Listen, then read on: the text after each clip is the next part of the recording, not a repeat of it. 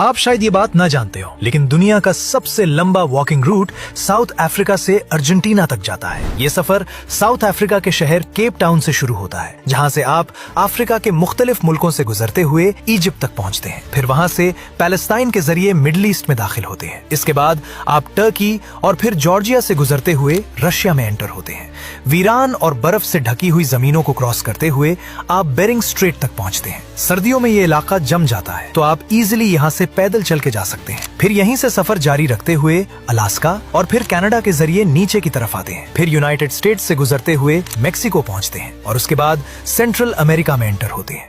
Central America से निकलने के बाद आपको डेरियन गैप का सामना करना पड़ेगा, जो दुनिया के सबसे खतरनाक जंगलों में से एक माना जाता है। इसके बाद आप साउथ अमेरिका में दाखिल होते हैं और आखिरकार अर्जेंटीना के पुर्तो अल्मांजा तक पहुंचकर ये सफर मुकम्मल होता है। ये पूरा सफर तकरीबन 50,000 किलोमीटर का है, जिसमें दुनिया के कुछ सबसे मुश्किल रास्ते शामिल हैं। अगर आप इस वर्ल्ड वॉक पर जाने के लिए इंटरेस्टेड है, तो मुझे फॉलो करके कमेंट सेक्शन में अपना नेम रजिस्टर्ड करवा लें।